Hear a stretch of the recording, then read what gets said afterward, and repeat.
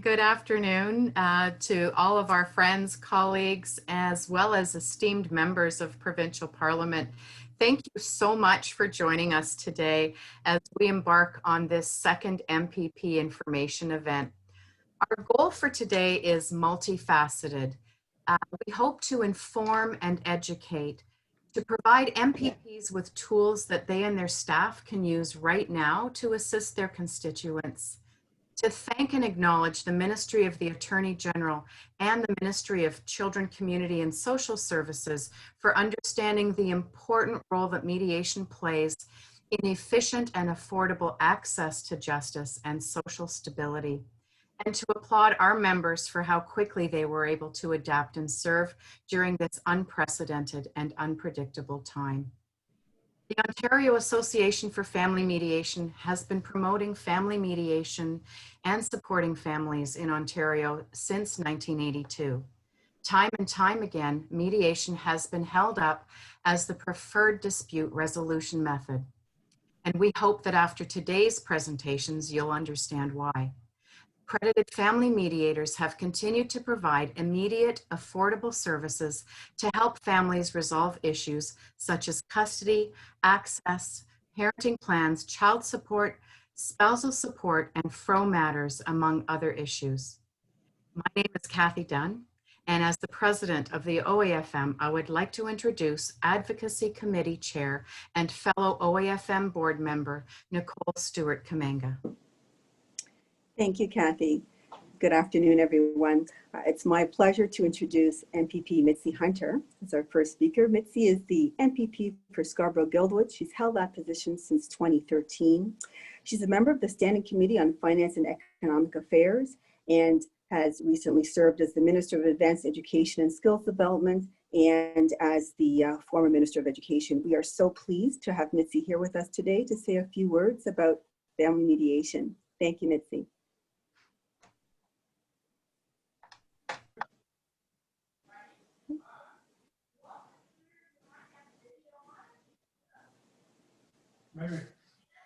Maybe she's not on yet. Is it possible that Mitzi's muted?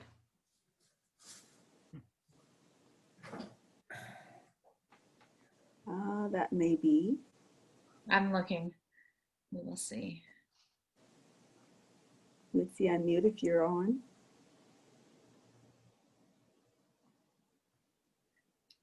We could go to the demonstration if you like. You just Sure. said, Oh, Mitzi's here now. Hang on. She's just arrived. Okay, great. Through the powers of Zoom. She Wonderful. is in the room. Yeah. you said she didn't have the video on her, so I don't know, just. Yeah, I could see if she doesn't have a camera like on a laptop. Old computers don't have a camera by Oh. default, Oh, okay. right? Desktops don't have it. Oh, She put one on. she's on the Mitzi's on. desktop. Mitzi, go ahead. Buy a camera. I don't know who's talking. Yes, I'm on here. Oh, okay, good. There we go. Oh, wonderful. Okay, we just did your intro and we're so happy that you're able to join us today to say a few words about family mediation.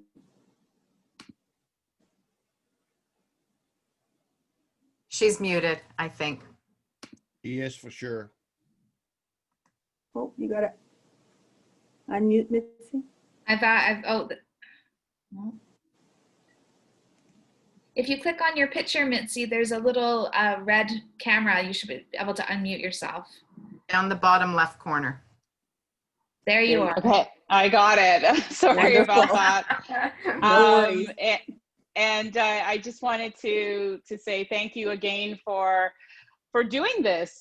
This is our second time that we're gathering, and I appreciate the opportunity to come on and the important work, frankly, that you are doing in terms of family mediation and supporting for people at a very tough time in their lives. And you know the statistics, right? Like your members who are doing this work with the Association of Family Mediators across the province, you know the the challenges that people are facing right now when it comes to the pandemic, and it comes to the uncertainties that are occurring in their lives.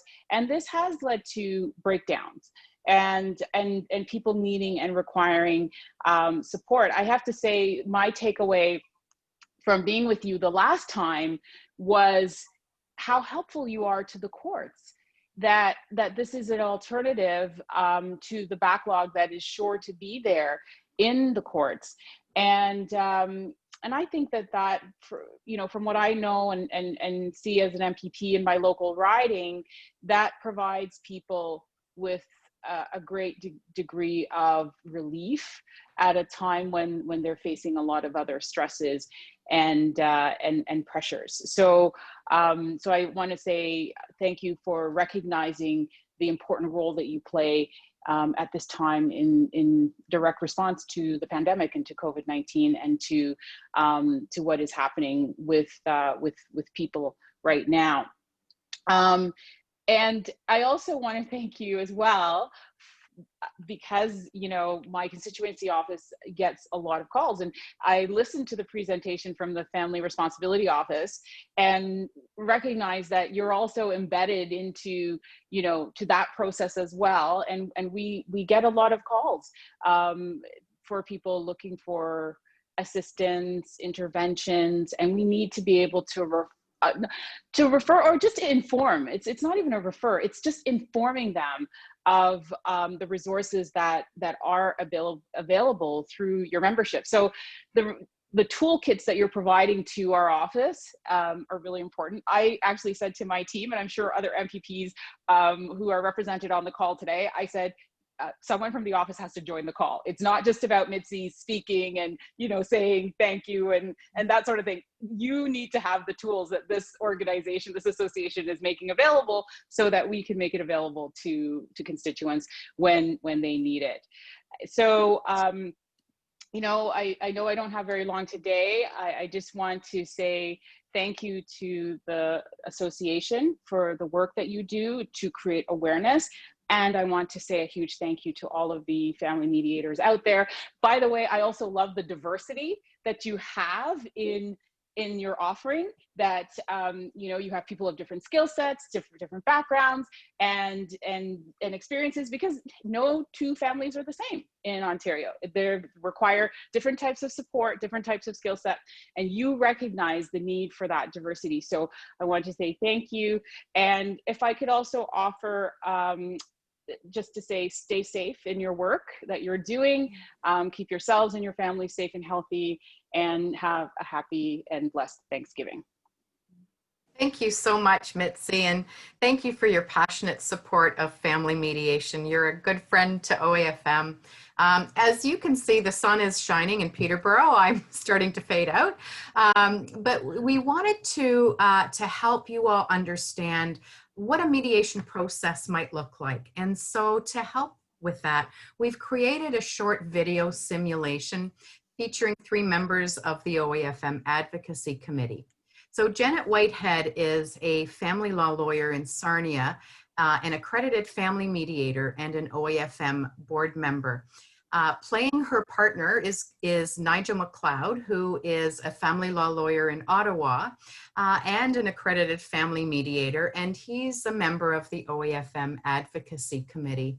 And Marianne Popescu is our executive director, and she's going to be playing the role of a mediator. Good, and I'm really hoping we can get something resolved. Okay, all right. Well, hi, Kate. How are you doing today? Pretty good. Are you? Yeah. Yeah, I mean, these sessions are always tough, but yeah, I'm here and I'm good, and I'm really hoping we can get something resolved. Okay, all right. Well, definitely, we've got on the agenda to talk about the house today, right? That's the biggest thing. Yeah, that one's been really tough because, William just wants to keep talking about it, and I just want him to make a decision and let us move on with it. I don't want to talk about it. It just brings up too many hurt feelings, and, we just need to get behind it.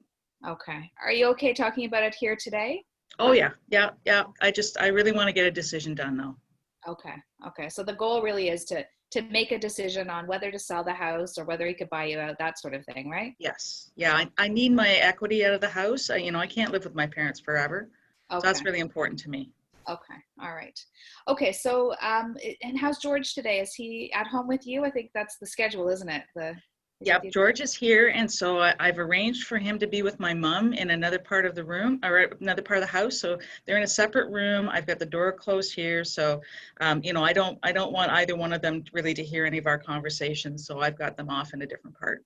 That's excellent. Thank you so much. I think that's really important. So that's great. And just before, I'm going to speak with William too, but just before I do that, he's in the other waiting room. Is there anything that's changed between now and the last time we spoke? No, things have been going, it's stable, right? It's Okay. not perfect, but we're managing to get through. It's just this house issue has really been a thorn in the side, and we just really have to figure something out. Okay, so this house issue is really weighing heavily on you, and you're sort of nervous about the conversation, but you're. I'm hopeful that you can help us come up with some kind of a solution. I really am, because we're just stuck right now. Hi there. Hi, William. How are you doing today? Very, very well, Marianne. Are you? Good. Excellent. And has anything changed between the last time we met and today? Any new developments? Well, yeah, it's kind of getting worse in a certain sense.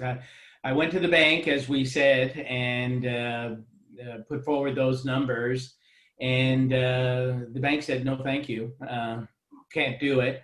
So when I was talking, strangely, with my brother-in-law, who's have been helpful, and not really doesn't talk that. Well, I mean, anyway, he was suggesting that there's private lending out there, and but told me a little bit about the numbers on that, and it's like almost a penalty, like putting that forward. So it's really it's very difficult. I mean, as we know, I need that business, and I work out of the home, and it's just one more disruption, and I'm just sort of spinning with this stuff. I mean, it's all, I know you've said, and we all know it's all separate, but it just keeps on kind of like, I just don't know how to go forward here, and Kate never wants to talk about it. Okay. And so it sounds like, I mean, you've got some new news, and it wasn't so positive with the mortgage, right? It sounds like the private lender might be the only option, but that's almost a penalty in terms of the finances, right? You'd pay a high interest rate. Is that right? Oh yeah, it's like there's all kinds of different numbers. It's not easy. I think it was 4 or 5 points over the prime rate. And I had to pay my broker separately to get going, and I don't have that kind of money as it goes, So some real worries going into the session, and are these things you feel comfortable speaking to Kate about if we're all together today? Oh yeah, well definitely. I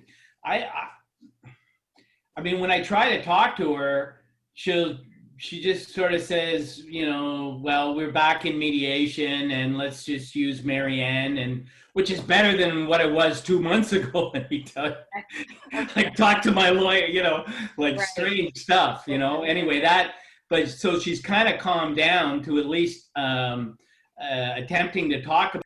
Hi, Kate. Thanks for waiting. No problem. And Hi, William. How are you? Good. Good.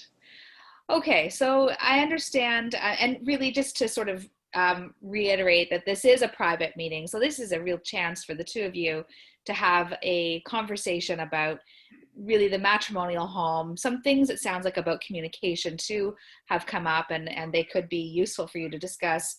But this is confidential, and really a chance to have a private conversation. And I'm going to help you to try to hear what each other has to say about the house. First of all, can you tell me, just give us a little update, William? You had shared some information with me in the individual session about your news about the mortgage. That's right. And I was actually trying to tell you, Kate, on Sunday when we dropped off there. it's negative. It's negative at the bank. They're not. They're really in a no-go scenario based on the other debt, the secured and the unsecured debt. A debt ratio or something is not good. And of course my numbers are down, and they're not giving me the benefit of the doubt in the transition. As a matter of fact, I actually posted the best numbers I possibly could. So I just don't think that our bank is going to go along with it. And I talked to I talked to your brother, and he's helpful, and he was talking about other types of mortgages, and we had a conversation about that, but I just don't know. I can continue to call around, but it's looking like there's almost like a financial penalty of going that way, of a brokerage fee, plus it's about 4 to 4.5 points over the thing. So I don't think I can handle those numbers at all. But I don't see that there's any possibility of a sale given the business, which we all know is necessary to make ends meet. So I don't know. Anyway, that's what I got to update. Okay. Thanks, William. Kate? I'm sorry to hear you're having trouble with the bank, William, but really it's not my problem. Like, I need my money out of the house. I can't keep living with my parents for forever. So if you want to buy me out of the house, I'm happy to sell to you, or we sell to somebody else, but I need to get my money out and I need to be able to move forward. And you keep telling me about all your problems, but at the end of the day, it's not my problem. You've got to figure this out for yourself. You've always leaned on me way too much for these things. You just need to figure it out. So I did it what we said I was going to do, which was get those numbers together. I worked 10 hours straight to give them the financial data, and you took a whole day there and got it in there, and it was right on time. And they turned around and said no. Now, in the meantime, I still have not.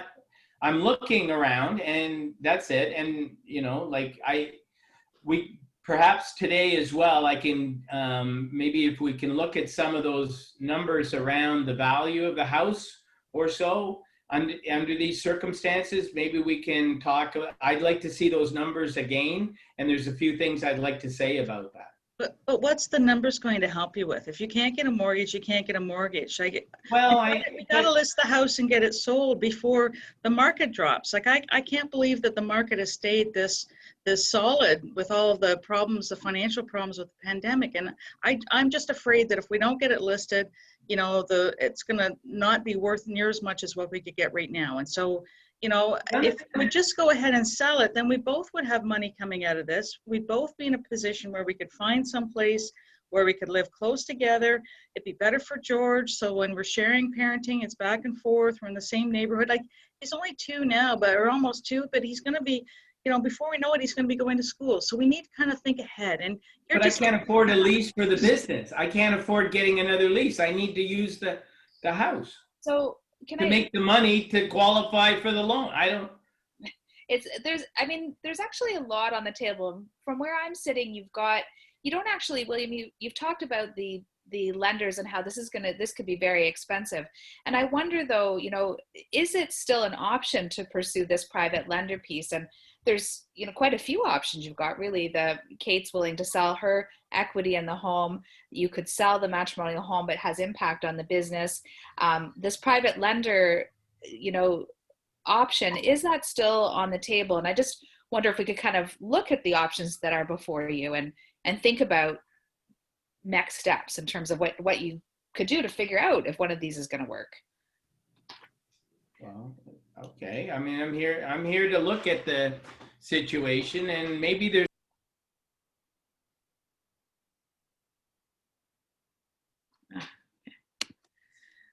all right, that is the end. That we have time limited moment. So they're just going to explore all the options there. That's what's happening next. Okay. That was great. Thanks for showing that little glimpse into a mediation. And and how a skilled mediator can provide a safe space for people to have this kind of difficult conversation. So thanks, team. Up next is MPP Natalia Kusendova. She is the MPP for Mississauga Centre, and she's also the chair of the Standing Committee on Social Policy and a member of the Standing Committee on Justice Policy. In addition to this, Natalia is a registered nurse, and she has returned to the front lines to assist during the COVID pandemic, which is wonderful. We're so happy and pleased to have MPP Kusendova join us today to say a few words about family mediation and access to justice. Thank you very much, Nicole, and good afternoon to you all. It is sunny in Toronto, and I'm pleased to be joining you from my Queen's Park office today.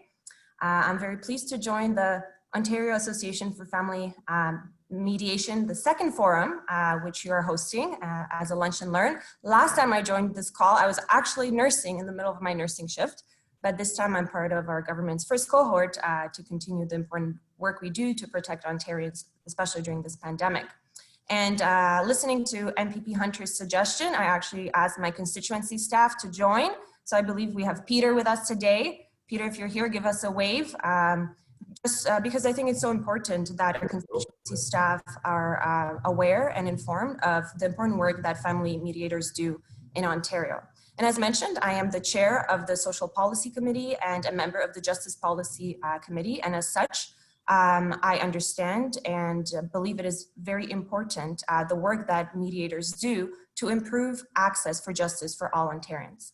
And according to some statistics that we have seen, between 50 to 80% of people involved in civil/family cases are actually self-represented.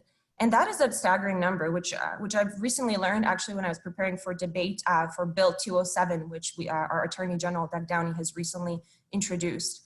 And so the question is why? Why is such a vast number, why do such a vast number of individuals choose to be self-represented?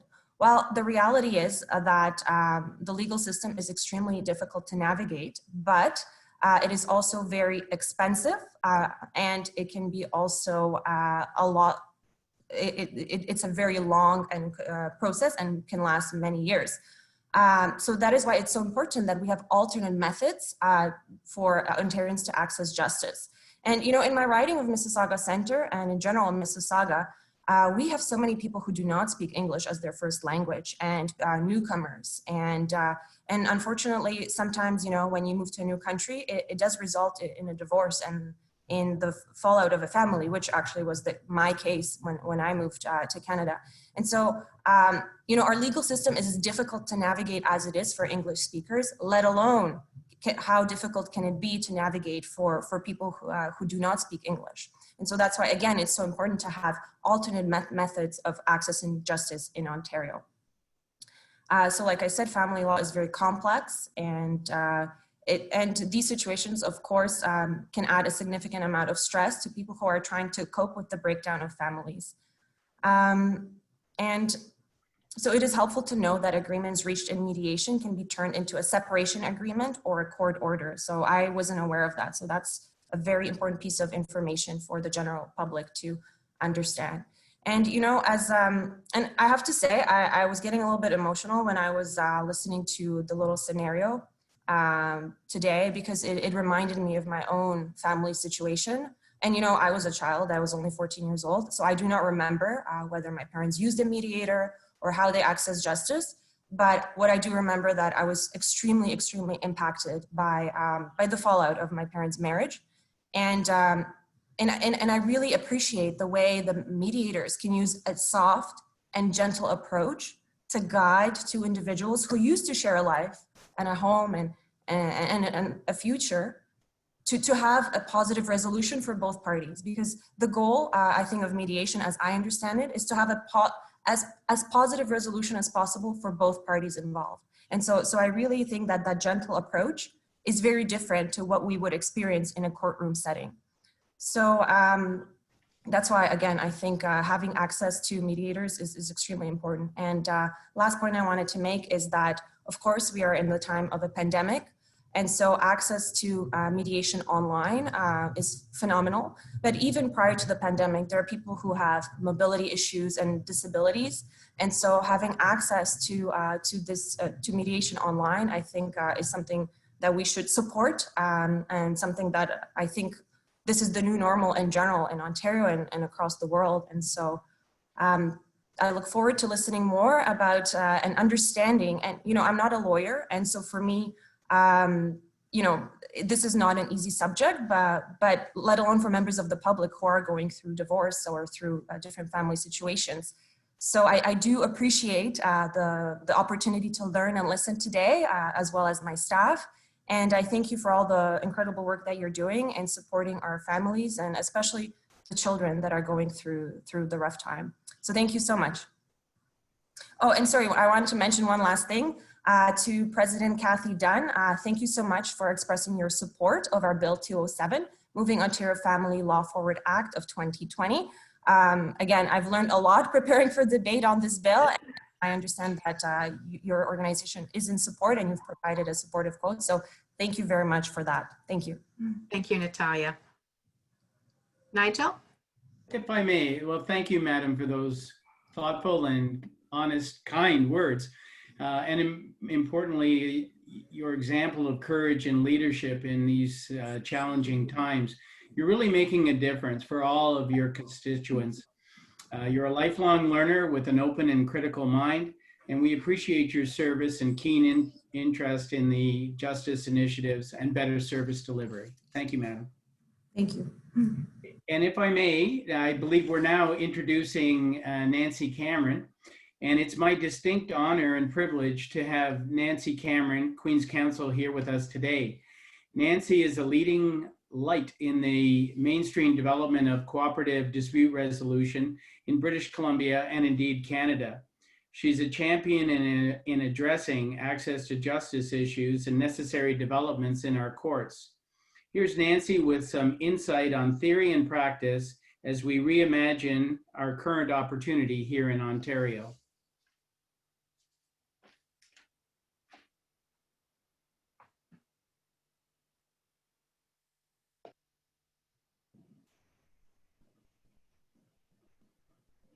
First, I want to thank you, Marianne, for inviting me to speak today.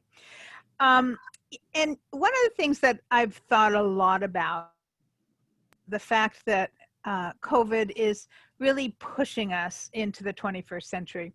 And as a dispute resolution community, we've worked really hard to let people know about mediation and about consensual dispute resolution for decades, actually. And we've still struggled with take-up and wondered why more people don't immediately flock to mediation as an option to resolve family matters. I read Richard Susskind's book recently called Online Courts and Access to Justice, and he had a wonderful definition for access to justice, which I'll talk about in a moment. I think that oftentimes we think about access to justice as being able to access a courtroom. And so the phrase itself has always kind of made me go, no, that's not quite what we want to say, because it's not about access to a courtroom. And so his definition really resonated with me. He said access to justice has 4 different pieces. One piece, he said, is dispute resolution. And he said the courts do that. They do that well, right? You go into court, you're going to get a resolution. Now you may appeal it and it may be appealed again and you may come back because it's not working. But for the most part, that's what courts do and do well. And they impose a resolution. That's why they can be successful on that part, because it's not consensual, it's imposed. So dispute resolution is one component, he says, of access to justice. Another component, he says, is dispute containment. The courts do not do that at all. In fact, they often escalate disputes. Affidavits go back and forth. That escalates the dispute. People use tactics in the courtroom that lengthen the time period before something can be resolved. That can escalate a dispute. There's lots of ways that the courts actually escalate disputes as opposed to containing them. The wonderful thing about mediation is it works to contain a dispute and to actually work towards de-escalating some portions of it. The third component, he says, of access to justice is what he calls dispute avoidance. So dispute avoidance is something else that mediation can handle. The courts do not handle that piece at all, but mediation can handle it, because often when we draft an agreement for somebody, we talk about what will you do if you have a dispute in the future, and put in mechanisms. So for instance, returning to mediation, or these are steps that you can try first, bring in a child specialist. So there's lots of things that we can put into agreements when we mediate for dispute avoidance. And then the third piece that he says, in terms of his definition of access to justice, is what he calls legal health. And by legal health, he means people being able to have access to things like drafting a will, drafting a power of attorney, drafting the documents that help us plan our future and make certain that all of our legal pieces are in place. Again, mediation can help do that, because it can address those matters in mediation and make certain that people have access to the resources for that. So in terms of his definition, and I'll just go through it again. So dispute resolution, dispute containment, dispute avoidance, and legal health. Mediation can give us all four of those. So it's a really good tool for access to justice. One of the things about COVID is it's allowed us to use video platforms for mediation. And my experience is that clients have actually really liked that. And because it's becoming more familiar for everybody, it allows us to expand who we can service. Canada's huge. Ontario's huge.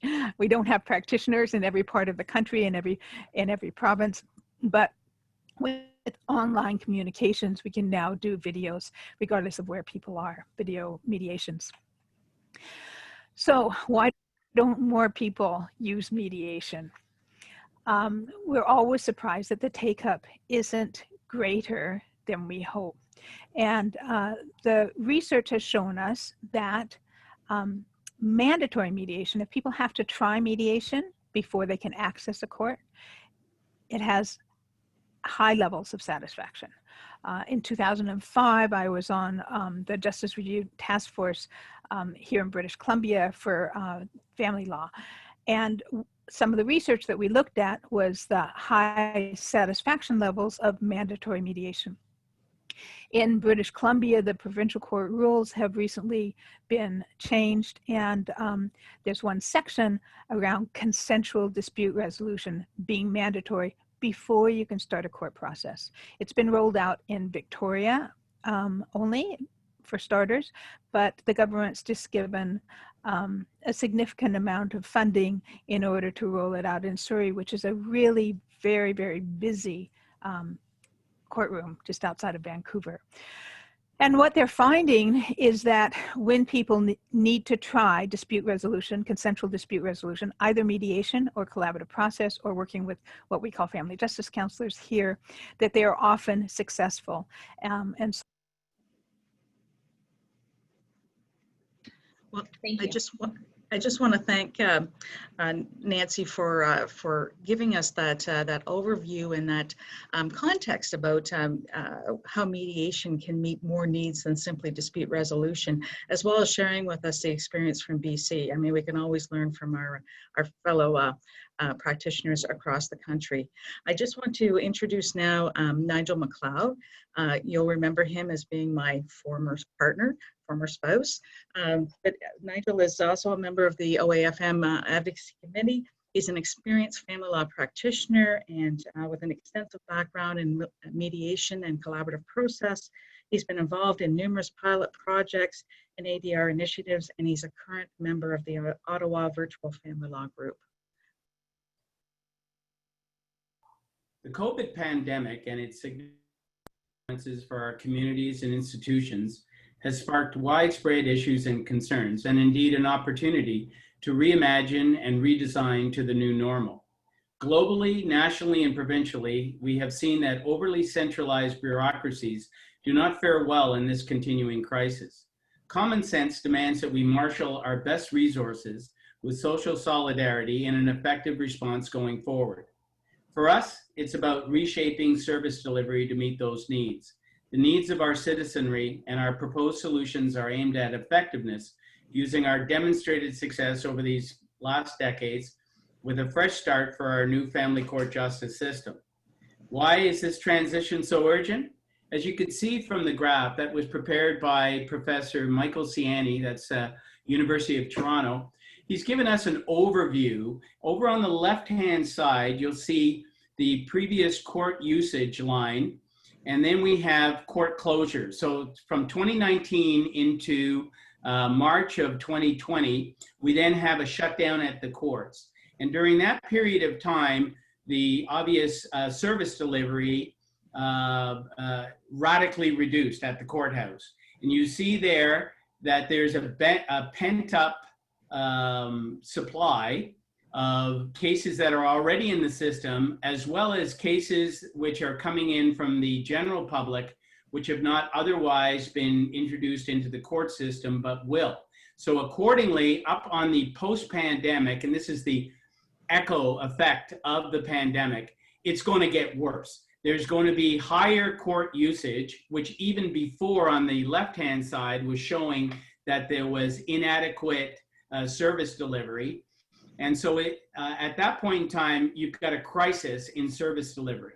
And so what we're now working on is on the intervention line that you see in green, starting from, and that's where we are, right at that bottom line there, the opportunity to talk about some effective revisions or system modifications which will take the load going forward. And that is the access to justice pivot point that we're talking about today. So let me underscore this pivot point in time and opportunity with specific reference to emerging trends.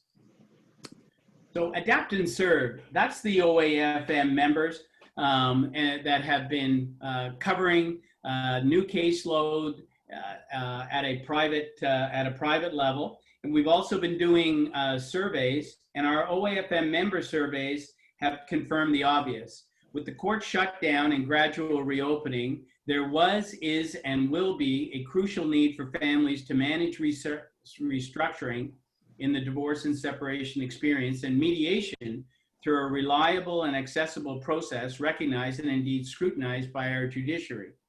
In Ontario, the ranks of mediators have steadily increased across the human and legal relations spectra. Cooperative negotiation, including specialized mediation processes, collaborative legal practice, and unbundled legal services, achieve reliable and verifiable resolutions which defy the systemic limitations of the limited adjudication model based on the adversarial system. The promise of mediation has already been solidly acknowledged in the implementation of court-connected mediation in Ontario civil litigation, which has been in existence for over 20 years. Moreover, our information indicates that the mediation community is firmly committed to our constituency and the increased caseload, and will continue to adapt into online dispute resolution, with our organization closing in on the first 100 certified dispute resolution practitioners and regular, if not increasing, professional development opportunities going forward. Our members say they're ready, willing, and able to stand and deliver. Online dispute resolution, sometimes referred to as ODR, apart from this ever-increasing resource of professional service delivery, we see the general public quickly accommodating the virtual forum, just as it has in banking, shopping, and healthcare. Right now, more families in the GTA have access to the family internet rather than a family car, with more federal funding on the horizon. In our industry, consumer use of the Zoom app just last year was 10 million users, and now it's 300 million. There's no going back. The medium is the message. Consumer Theory 101 is to connect the product or service with the customer. The computer was originally invented to compute information, but the transformative capacity of the exponentially increasing internet now ensures that people, communities, and their institutions are better connected.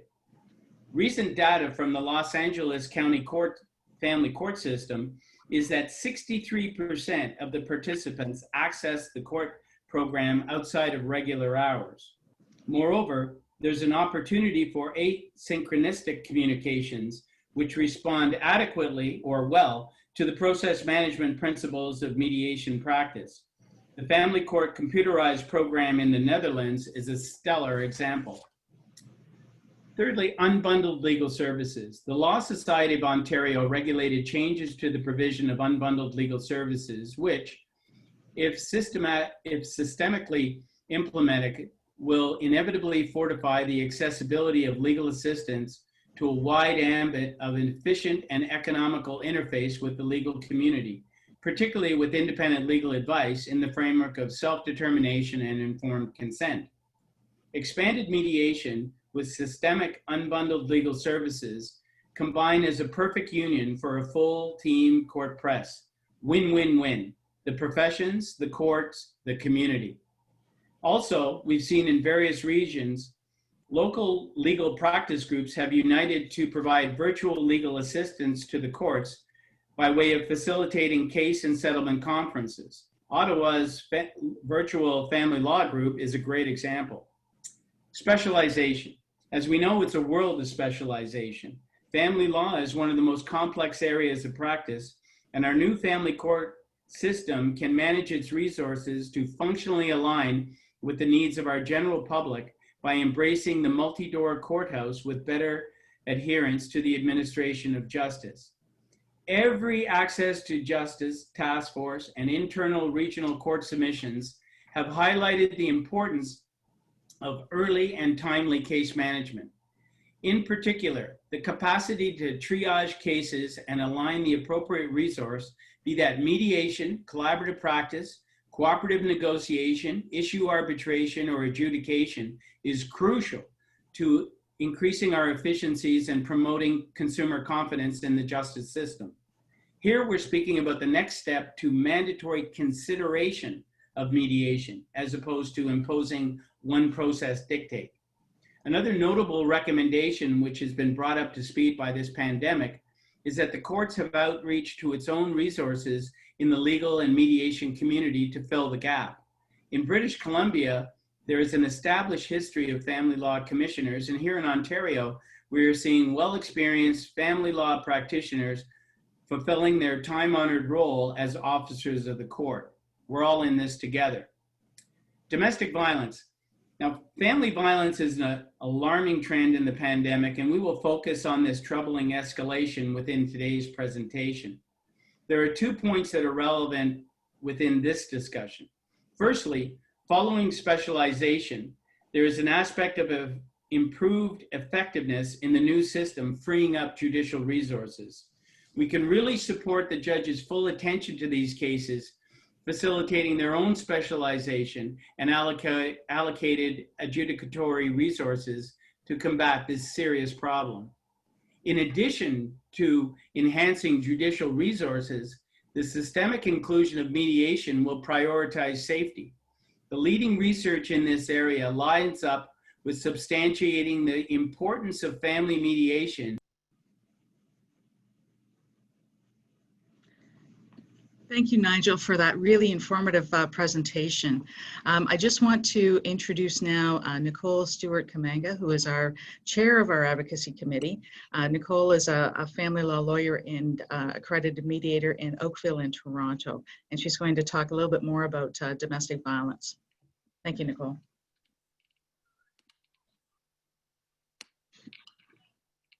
My name is Nicole Stewart-Kamanga. I'm a family lawyer and mediator. I'm an OIFM board member and chair of the Advocacy Committee. Thank you for joining us today. I'm going to speak briefly on the issue of domestic violence and family mediation. The short time we have cannot do justice to this critical issue, but the OIFM website contains extensive information and resources on this very important topic. Sadly, domestic violence is a pervasive and widespread issue in Canada and around the world. It has a devastating impact on the lives of millions of women, men, and children worldwide. Although men are victims of domestic violence and those incidents are often underreported, statistics consistently confirm that the majority of victims are women, with a smaller percentage of children, and the vast majority of perpetrators are men. Therefore, I will discuss this topic within that context. Domestic violence, or intimate partner violence, is a pattern of behaviors used by one partner to maintain power and control over another partner in an intimate relationship. These behaviors can include, but are certainly not limited to, physical abuse, emotional, verbal, sexual, and financial abuse, which result in an imbalance of power between the couple. IPV is the most common form of violence experienced by women in Canada. Statistics Canada reports that in 2018, there are almost 100,000 victims of IPV aged 15 to 89 years of age in Canada. About 90 people die annually at the hands of their abuser. 80% of victims of domestic violence are women. As COVID-19 took hold in Canada and families were required to self-isolate, we saw an exponential increase in domestic violence. The Assaulted Women's Helpline reported that shelter requests from women increased 400%, and calls to the Kids Help phone doubled. Domestic violence is described as a serious, preventable public health problem by the Center for Disease Control because there are several risk factors that are statistically correlated with spousal homicide. The top three are separation. Separation is the most common risk factor present in domestic homicide. A history of domestic violence is the second most common risk factor. And the presence of behaviors such as obsession, jealousy, control, and coercion is the third most common risk factor associated with domestic homicide. Those are just three factors, but there are actually a total of about 41 risk factors. As mediators, we never want to do harm, and we're always mindful of those risk factors. As a first step, before mediation even takes place, mediators must do a preliminary private intake with each person. During the intake, the mediator will obtain background information and they'll discuss the issues for mediation. The mediator will also screen for domestic violence by going through a set of questions during the intake. They may use a screening tool like the MASIC. The MASIC is the mediator's assessment of safety issues and concerns. This is a comprehensive set of questions that will help the mediator determine the type of abuse, the frequency. For example, if there are escalating behaviors, that is a red flag that mediation may not be safe. The mediator will also take note of the presence of threats, police involvement, children's aid involvement, substance abuse and mental health issues, etc. The mediator will always go through the questions with the victim in a caring and non-judgmental manner. OAFM considers domestic violence screening a critical and essential component of a family mediator's training. Therefore, anyone applying to become an accredited family mediator must complete 21 hours of screening for family violence, abuse, and power imbalances. Mediators must take refresher courses every 2 years. Now, in some cases, after the individual intake with the victim, it may be determined that mediation is not appropriate because it may exacerbate an already unsafe situation. When the mediator explains this to the abuser, they will not mention that abuse is the reason for not proceeding with the mediation because that may pose an additional risk to the vulnerable party. The mediator might explain that mediation is not the best fit and that a more viable option might be collaborative family practice or parent coordination, for example. However, sometimes a court order is required and the court process is the best alternative. Each situation is assessed on its own merits. At other times, the mediator may decide to proceed, and in that case, the mediator will speak with the victim about what they need to feel safe and empowered. Safety cannot be guaranteed, but the mediator will design a mediation process that will be as safe as possible and help balance the power between the parties. Some of those safeguards include developing a safety plan. The mediator will ask the vulnerable parties to speak with a women's clinic, like the Barbara Schleifer Clinic in Toronto, or a women's shelter for support and guidance around putting together a safety plan. The safety plan can include the vulnerable party telling a trusted friend or family member what is happening so that they can check in with her. They will ask the vulnerable party to put aside important documents for herself and the children, set aside money, put aside an extra set of keys, a change of clothes, etc. Other safeguards would be conducting the mediation by shuttle mediation. In shuttle mediation, the parties mediate in different rooms and the mediator will go back and forth between them so they don't have to see each other. Now, with many mediations taking place online by Zoom and with the presence of breakout rooms, this is a much easier process to facilitate. Shuttle mediation is also used when DV is not present in a relationship. Sometimes couples just do not want to be in the same room together, and that's perfectly fine. The mediator will also implement staggered arrivals and departures. That means that the mediator will arrange to have the perpetrator arrive first and taken to the room where he will be mediating. The vulnerable person will arrive last and then will be taken to the room where she will be mediating. When the mediation is over, the vulnerable person will leave first, and then after some time has passed, then the offender will leave. The couple do not wait together in the waiting room. The presence of lawyers may also be a safeguard, particularly when the lawyer has been trained in domestic violence training, because they can help keep the process on track by providing support and guidance to the more vulnerable party. This can help to somewhat rectify the imbalance between the couple. Counseling is also an important safeguard. The mediator will discuss counseling with the parties and may request that they participate in supportive counseling and that they continue throughout the mediation process. An abuser may want to seek help to stop his behaviors, and referrals can be made. Victims will also be encouraged to seek counseling. I'll also note, though, that individual counseling is highly recommended for all separating couples, whether domestic violence is present or not, as it is really important to have that type of support during such a challenging time. It's also important to note that screening for domestic violence occurs continually throughout the mediation process, not just at the beginning. And this is because family situations can change very quickly. The mediator will check in with each party individually before each mediation session to monitor any changes in the dynamic between the couple. The mediator will make modifications where necessary, and they may even end the mediation process if the process has become unsafe. I'll conclude by saying that the beauty of family mediation is that the mediator can design a process that will meet the client's needs, helping them both feel supported, and in that way, this will help facilitate a safe and successful process. Thanks very much. I hope you enjoy the rest of the forum. Thank you so much, Nicole, for educating us on domestic violence and how it's taken into consideration in a mediation process.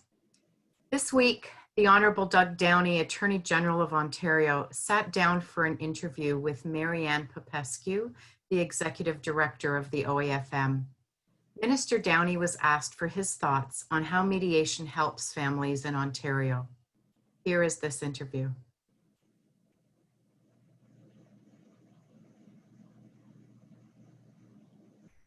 So the ministry has funded on-site mediation services to the family justice system for many years. Why does the government think that they need to invest in this program to deliver alternatives to families in Ontario? Yeah, it's a great question. And as you know, it's been launched across Ontario in every courthouse, but it started with the UFC courts, with Unified Family Courts in the late 90s. And everybody knows that the mediation is a way to help people and help the system at the same time. It helps people get to a resolution, it simplifies it, makes it faster, and it's less traumatic for individuals, especially when there's children involved. Excellent. Yeah, I agree with you 100%. I think that's lovely. I just finished a mediation and that's what the family had said. It's just such a nice process for us to be involved in, and really just thinks about the humanity and the living that the family's going to do in the future. So I don't think that people want to be in an adversarial system. And I honestly believe as people start through a system, they have an idea where they might end up, but as time goes on, issues fester. It's kind of like for medicine, if you don't deal with the early issues, it causes complications. That's how I perceive it in my head. Ah, like a preventative measure, really. Sometimes. Excellent. So the Ministry of Children, Community and Social Services also financially supports the training and ongoing development of skills for mediators who focus on child protection issues. What value does the government see in mediation as an adjunct to its investment in the child welfare, social and legal system? Yeah, so that's a mouthful. The MCCSS, oversees the Child, Youth and Family Services Act that came in 2017 Act. You have to do training. People have to have the toolkit to make it work. And of course, MCCSS oversees, Children's Aid Society and other youth issues. So obviously, as we try and move towards a more non-dispute system, whether to collaborate better, to make things go smoother, the very things that mediators do, we want to make sure that all the parties understand what the system is supposed to accomplish. It's not enough just to have a mediator if the partners or the people at the table don't understand what it's supposed to accomplish. Nice. Okay, so you really support the education of professionals really to do this work and so that they can really equip the families with the knowledge they need to move forward. Absolutely. Yeah. Nice. Is the government able to measure or otherwise identify the value of cost savings to the community health system from processes that reduce or eliminate family conflict? Yeah, I mean, there is some data on this, but again, let's just go with common sense and say, if there's less trauma, if it's less dragged out, if it's cheaper, of course there are going to be benefits. All of those stressors manifest themselves in individuals' health concerns. So, look, we know it saves time. It definitely saves time having a mediation as an option.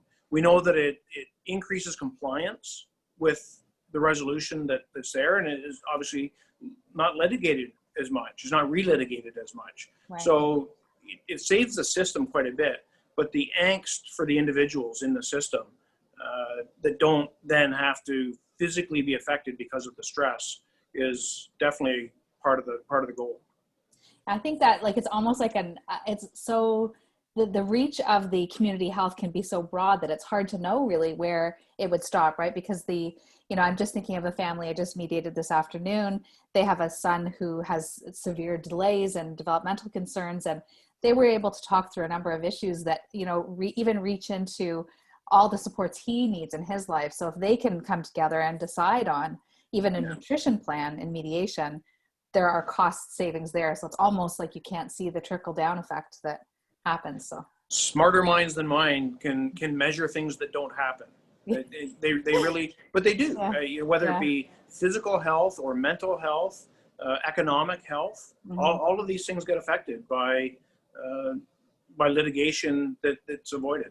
Right. Yeah. And I mean, even the feeling in the community of there's a resource for people to go to that actually specializes in reducing conflict and separation, I think it's comforting to even know that it's there, right? Because 50% of us are going to need those services. And, even when we look at our own children, 50% of our children will need these services at some point. So it feels good to know it's there. If there is this recognition of the value that mediation provides as a process to reduce or minimize conflict, is the government willing to partner with the private sector to consider other ways of encouraging the public to expand the use of private mediation services as an alternative to the family justice system? Yeah, as you know, we provide on-site mediation, but also scaled to income off-site. And we advertise on the website to educate people about what mediation is. We do want to promote private services as an option for people. However and wherever they can get the services, we think there's benefit. Strongly support, as you know, mediation in the courthouse, but well beyond that. Yeah, yeah.